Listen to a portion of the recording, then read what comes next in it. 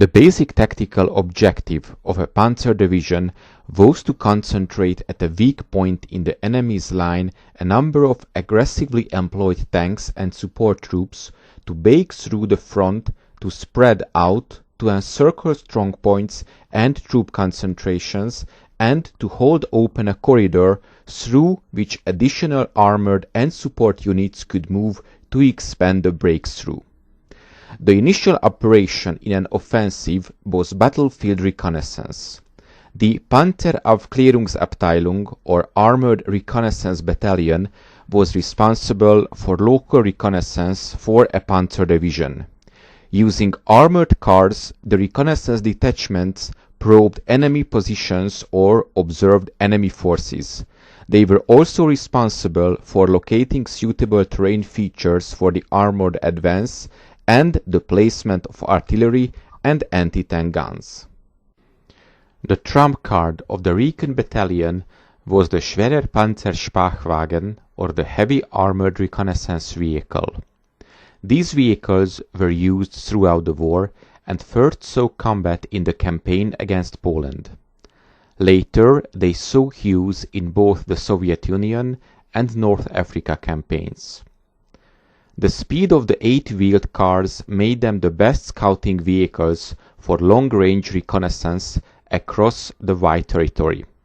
Their armor was designed to provide protection from small arms fire, but it was ineffective against heavier weapons, and it was not designed to provide protection from anti-tank weapons. The main armament was an autocannon. This was based on the 20mm FlaK 30 anti-aircraft gun and was capable of firing at a cycle rate of 280 rounds per minute. The cannon was not designed to defeat enemy tanks, but using high explosive ammunition, it was highly effective against infantry and unarmored vehicles. The vehicle had a crew of 4, and the commander and the gunner sat in the turret. The first version was the Sonderkraftfahrzeug, so Special Purpose Vehicle 231, and it was the standard reconnaissance variant built from 1937 to 1941. The 232, which was produced from 1938 to 1943, was a 231 with additional medium-range radio set and a large frame aerial.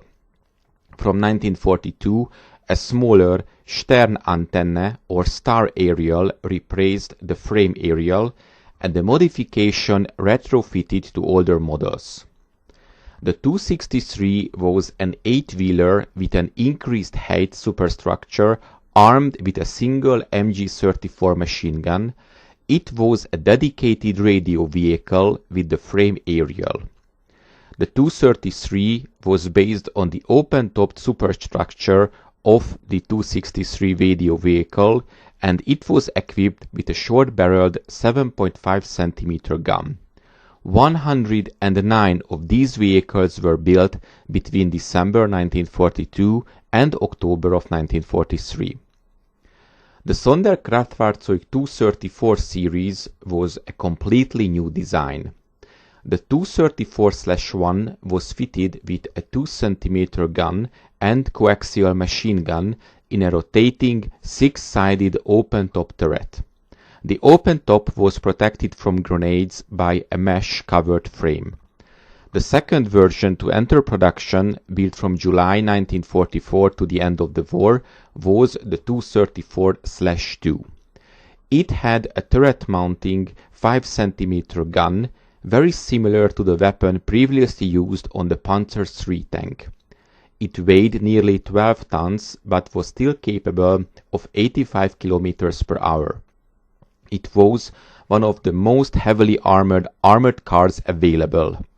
However, engagement was strictly discouraged due to its thin armor and also due its intended role of reconnaissance.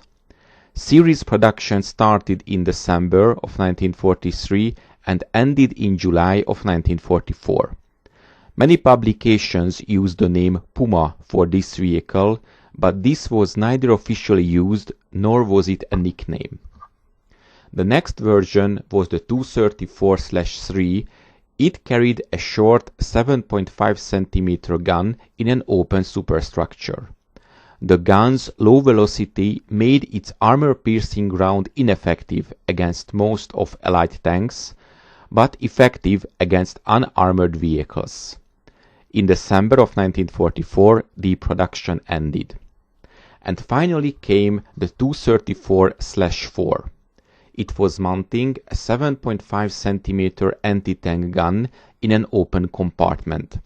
This variant was similar to the earlier tank destroyer series in that it was a weakly armored, open-topped anti-tank vehicle that finally could engage enemy armor.